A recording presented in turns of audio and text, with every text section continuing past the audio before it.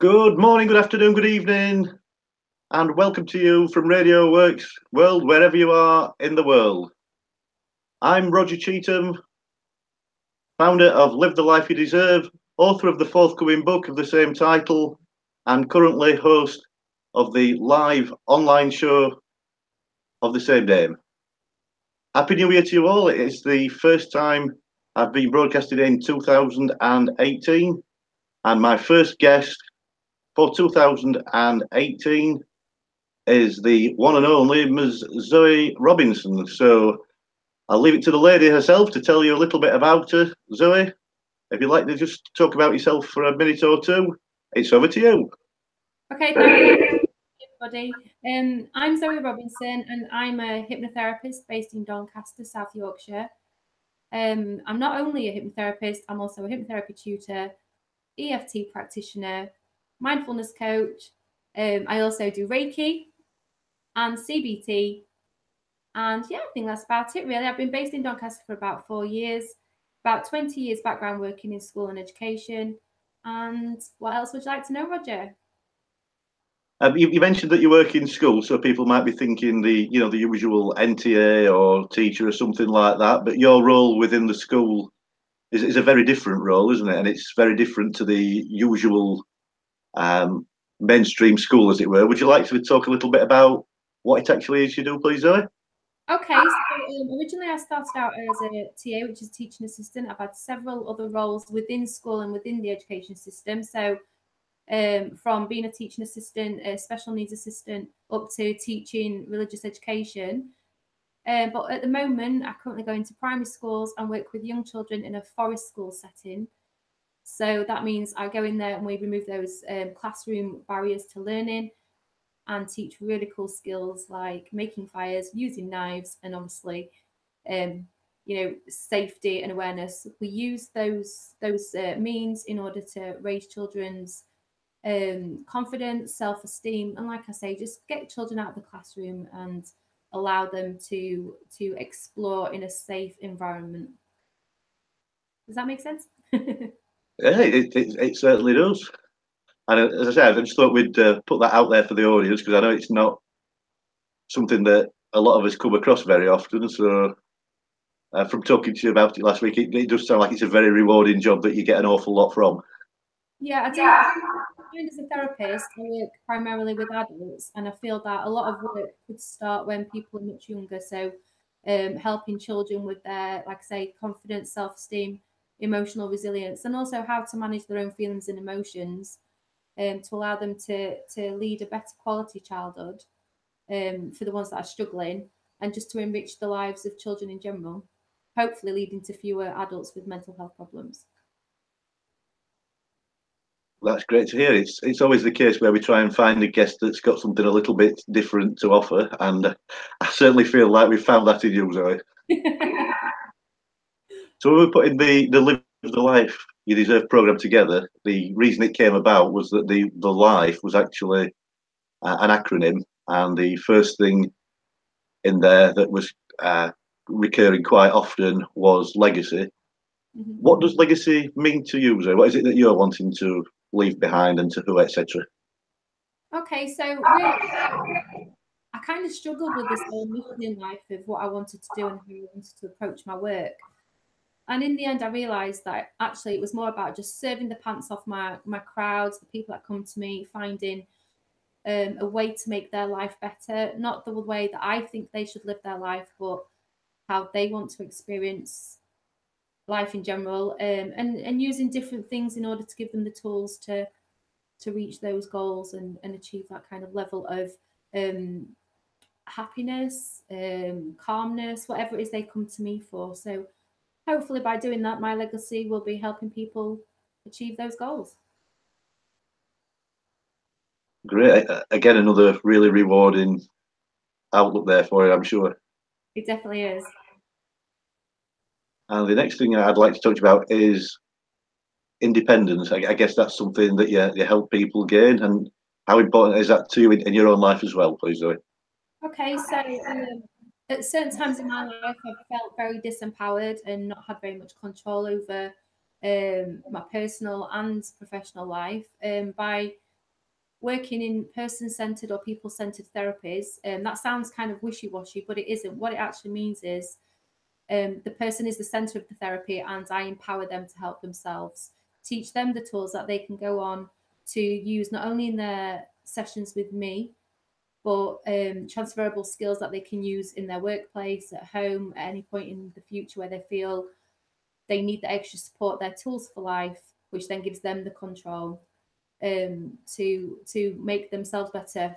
That's really important for a lot of people, especially people with stress and anxiety. To give them the control back is quite invaluable. And who or what is your inspiration? I take inspiration from quite a lot of places, really.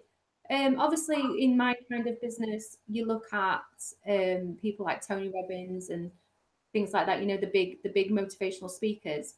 But actually, sometimes it's the people around me that inspire me more. So, some of the people I work with within Innovisions, which is the training provider I teach, I look up to the tutors there and the way that they inspire and pass on their skills to other people, which was what made me want to go on to be a tutor. You know, those light bulb moments when people realize that they can actually hypnotize somebody is absolutely awesome. And also going on their own personal journeys as they're doing the training, you know, and becoming that person. So, as much as I'd like to name some big names, I feel it's the people around me, really. And how important is it to you to inspire others? Um, Important in terms of people having a better quality life. I'd like to think that I inspire others and motivate people to achieve what it is they're wanting. But personally, from an ego point of view, not at all. It's really is about it's focused on the people that I work with. Okay, and if any of our listeners out there are looking for plucking up courage to make that fresh start in their lives, what would your advice be to them, please, Zoe? Okay, first of all, you should make the first step. I think that's sometimes the hardest part. It's not always necessary to know exactly what it is that you want to change or how you need to change it, but just start to make the decision, help and support, whether it's with a therapist or a coach. Whether I mean, I'm a trained volunteer for the Samaritans, and even reaching out to the Samaritans to talk to somebody can be the start or the catalyst of change. So whatever it is, just make that first step, and it gets easier after that. Right. And I guess from going from being an employee within education as you were to sort of being self-employed now, it's given you quite a bit of freedom in your own life. How does that look in the life of Zoe Robinson? Okay, so before the difficulties I had in my career, and I know we spoke earlier about this, just the fact that I don't have to set an alarm if I don't want to. My day's pretty much my own. As you've heard already, I do have lots of different things that I do within my work. So, you know, I can pick and choose kind of where I want to be and what I want to do. And also if I want to take something further, I'm not held back by anything other than my own limiting beliefs at the time, which is quite freeing, really. I also get time to spend with my family and my animals, and lots of time for self-care as well, which I think is really important. And a lot of people don't get the opportunity to invest time into themselves as well as giving to family and colleagues and you know the job. I would totally agree with you there. And lastly, then, depending if we get off on any tangents, which is quite possible with the two of us, the, the emotion that tends to probably be more important to me than anything running through the program. And I know you know a little bit about my story, but you know we're here to talk about it today. Um, you know, is empathy. So, what does empathy mean to you in your own life, in your business, and in the world as a whole, as it was? Okay, firstly, to put yourself alongside the person. So whatever that person is going through is to feel and understand where they're coming from, not from a place of pity or sadness, but as a way of understanding, because people have very much different perspectives on life and events in their life. And it's about being there and understanding where they're coming from and how they are, and then helping them to get, like I say, to where they want to be. So sometimes it can be holding a space so somebody can just have time, a safe place to think and speak. Other times it can be allowing that person to find the answers that they need, because the work I do isn't done at people, it's done collaboratively. It isn't a magic wand, and it's just about understanding where they're coming from. So when we look at emotion, it's taking my emotion out of the equation and my response to something, and it's then very much about that person and what they need at the time. I hope that's answered your question. Yeah, it absolutely has. So thank you very much for that. I usually try and throw a curveball or something just so it doesn't appear scripted, which we're both aware it's certainly not. No, it's not. I've been asking you all day what you're going to ask me, and you wouldn't say. We like it to be an honest exchange for our audience. So, okay. Yeah. One last bonus one, as we're okay for time. Okay. What does inner peace mean to you, Zoe? Inner peace to me is the safety and security of knowing that my family are okay, that my bills are paid, and that the work I'm doing on some level, no matter how small, is making a difference to somebody. And if I go throughout my life and I only ever really make a difference to one person, then that's enough. Excellent. And I don't think we could have actually ended this on a better note. Just to say, Zoe, it's been an absolute pleasure to speak with you.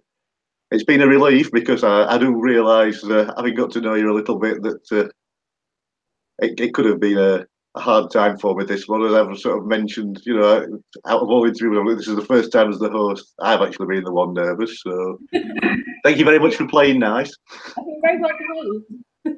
And now we can actually tell people that it's Lynn that's the disruptive influence, because you've been as good as gold when you've been on your own. So definitely, gruesome twosome.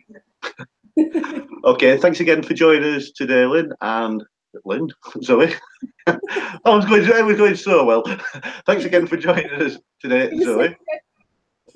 Thank you very much to our audience for joining us today. We will be back as usual at 8 p.m. GMT next Monday, the 15th of January.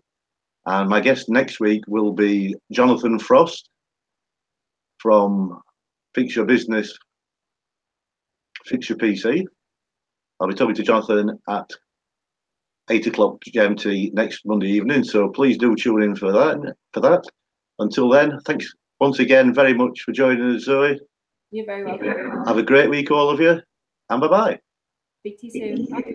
Speak soon. Bye.